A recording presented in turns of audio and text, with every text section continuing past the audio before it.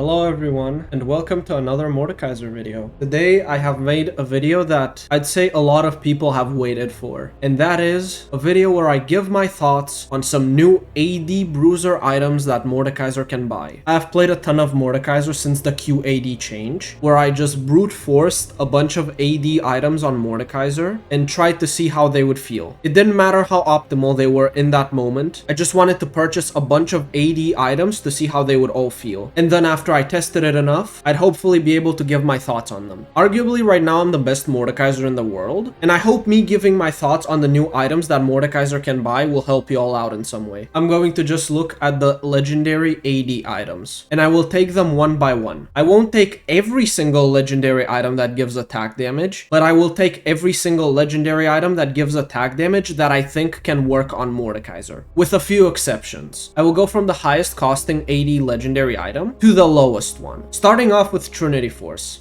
The item itself is actually not that bad for Mordekaiser. You get some decent attack speed out of it, as well as the Spellblade effect, which is really good for him, because Mordekaiser actually has very high base attack damage. Super late game, his base AD is close to 130. That is really good. It also gives you some good health, not so bad ability haste, the Quicken passive, which allows you to get move speed every time you auto attack, and then the AD, obviously. I only built this item a few times, but it does feel quite good when you do build it. I wouldn't say you will rush this item, but you can take it as a second item or even a third one, potentially. What you can also do is just buy the early Sheen and sit on it, and not upgrade into the Trinity Force. One interaction that is worth noting here is that when you reactivate your W, you get an extra Sheen effect. So for example, in this case, I'm going to activate my W, and then auto attack, and you will see that the Trinity Force refreshed, but then I don't get another proc out of it.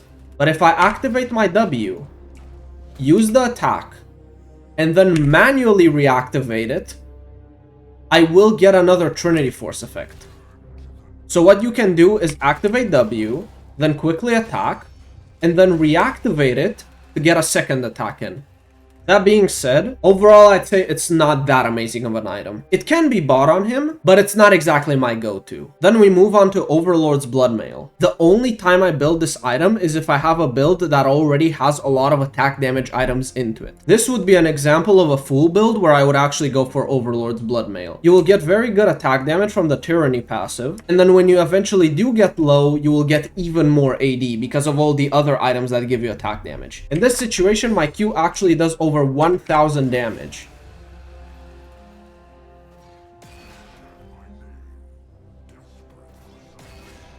So it's not that bad, but you would need to buy it only on full AD builds, or else you don't get enough attack damage to justify it. Technically, you can buy it as your very last item, even in an AP build, but the value from Retribution will be greatly reduced. The Tyranny passive gives me basically the same amount of attack damage, but the actual Retribution will give me way less AD. So the only time I would actually build this item is if I had a lot of other AD items in my build already. I want to quickly mention Titanic Hydra here.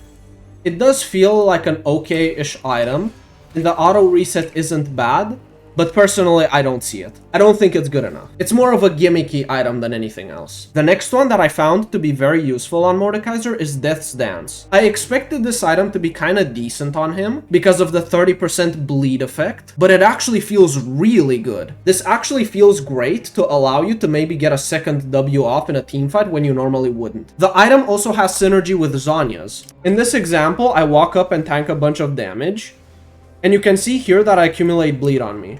And then once I walk out of the turret, I still take the damage because the bleed has to update on my health bar. But if I do the exact same thing and then walk out and wait for the bleed to kick in and then press my Zhonya's, the bleed will go down, but my health will not be lost from it. It won't update the bleed onto my health. So you can buy both Zhonya's and Death's Dance, and if you know that you won't be able to take a takedown and actually remove that bleed off of you, you can just press your Zhonya's and have the bleed just go down by itself without you taking any damage. The next item I want to talk about is Stridebreaker. Overall, it is a pretty underwhelming item. The active feels pretty nice, but the thing is that you have Rocket Belt instead of Stridebreaker. Rocket Belt has a superior effect to Stridebreaker, because it gives you a dash. And anytime you would actually want to purchase Stridebreaker, you would use it to catch up to someone. And if you also want to use it to stick close to someone, you have Rylai's for that, which is much better at doing that job. However, there is one situation where Stridebreaker is better than Rocket Belt and Rylai's. And that is when it comes to applying your phase rush. There are some matchups that I like to take phase rush in, such as Olaf, and usually I kind of struggle to activate it reliably. It is pretty easy to do your E into Q auto, and then that would actually proc it.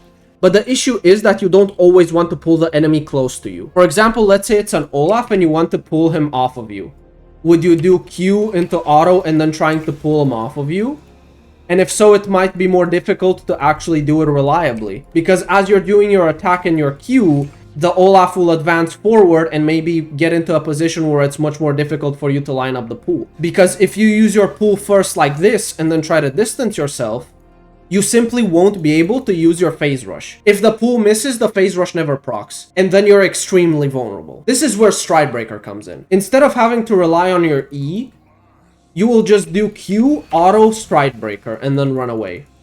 And the Stridebreaker active will actually be really good in this situation, because when you actually activate Stridebreaker and hit an enemy, it is going to slow him down and give you decaying movement speed. So it is going to make the task of you distancing away from the opponent much easier.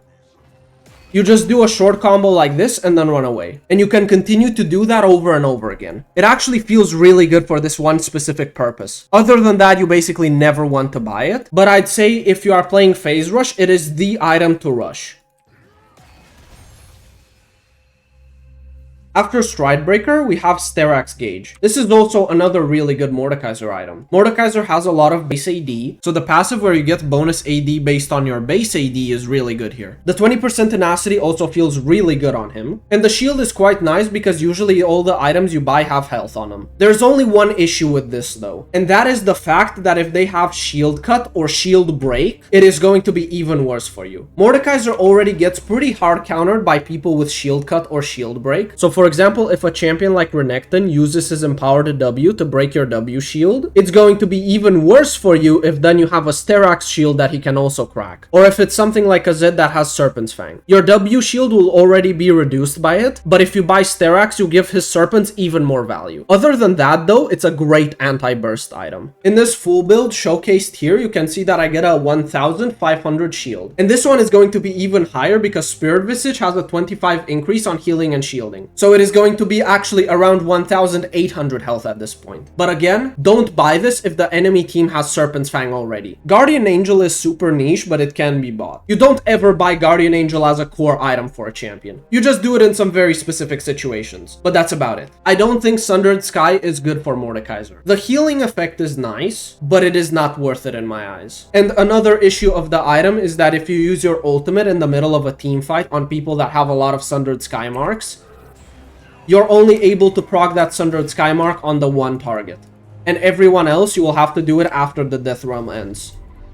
I know a lot of people are going to ask about Spear of Shojin, so I'm gonna give my thoughts on it as well. I think most of the time this is a bait item. The first issue that this item has is stacking it up.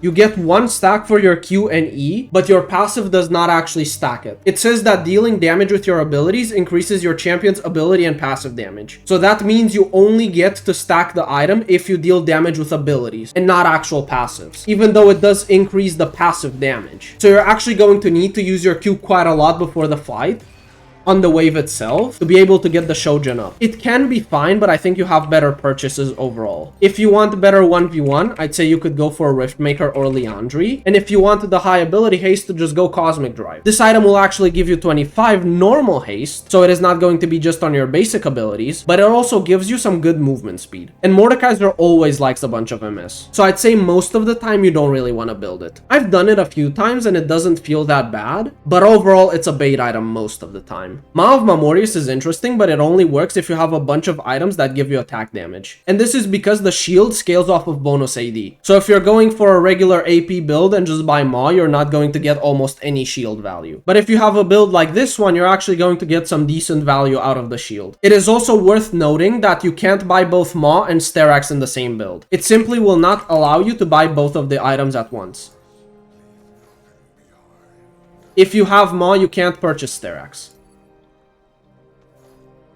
I actually placed Hullbreaker really high on the Mordekaiser AD item list, but it turns out it doesn't feel that great overall. Unless you have a lot of attack speed and you're just looking to perma side lane, this isn't actually a take. It can be very good for that one specific purpose, but if you buy it as a standalone item, you just don't have enough attack speed to make it work. You use the 5th attack effect way too little. Then we get to arguably the best attack damage item that Mordekaiser can buy. Experimental hexplate. I think this item is actually really good for Mordekaiser. The stats on it are really nice. The health feels amazing. The attack damage finally has a use because of the Q-AD ratio. The attack speed is really good. And then the actual overdrive effect where you get attack speed and move speed when you use your ultimate feels phenomenal. That being said though, I think this item is overbuilt. There's a lot of situations where people buy this item as a second purchase when they would actually need Hextech Rocket Belt. It might be just to test a bunch of the items out and especially Hexplate, but in a lot of ranged comps, for example, you shouldn't buy Hexplate second and instead should buy Rocket Belt for the dash. Hexplate second can be absolutely amazing in some very specific matchups, for example into Pantheon or Trundle. This item is amazing in the situations that you're actually supposed to buy it in. So for example, not brute forcing it as a first item when you clearly need an ability power item. The most important thing about this item is to not buy it too early. Again, if you need the Rocket Belt dash first, go for that and then go for Hexplate. It is so much better than brute forcing the Hexplate second because then you're going to lack a dash. The very last item I want to talk about would be Serpent's Fang. This item is extremely niche, but it is extremely good when you buy it. If the enemy team has a bunch of shielding, this item is amazing. You won't really make use of the lethality, but at least the attack damage doesn't go to waste, and the shield cut of 50% is phenomenal. If the enemy team has something like a Karma Ivern, and nobody on your team can realistically buy Serpent's Fang, you can take this for your team and apply the shield cut effect with your passive AoE, and it's going to be great for that. In terms of matchups where you actually want to buy this item, the first two that come to mind are Mbessa and Riven. You won't rush this item, but you can either take it as a second or third option. You can also buy it versus some other hyper shielding champions, such as a set with Sterak, or a Volibear with Navori who will constantly spam his W and E, so you can get both heal cut and shield cut, and then you can actually look to fight him even after he gets his Navori, and that would basically be it. I don't think there's any other AD legendary items that Mordekaiser will ever buy, aside from the ones mentioned in this video. You can be kind of funny and buy something like a Blade of the Ruin King or a Ginsu's, and maybe Mercurial has its place somewhere because it does give you that QSS effect, but those are even more niche than the already niche items I went over. Like maybe 1 in 1,000 games you get to buy Ginsu, or maybe 1 in 1,000 games you get to buy Mercurial. Those are my thoughts on all the AD items that Mordekaiser can buy. Some items definitely surprised me with how good they were, such as Death's Dance, but others actually felt pretty bad when I ranked them quite highly, such as Hullbreaker. If you want to see me play Mordekaiser, I will stream at... If you want to see me play Mordekaiser live, you can catch me streaming at twitch.tv/federals123. But with all that being said, thank you all for joining me. I hope you found the information useful, and I will see you in the next video, hopefully very soon.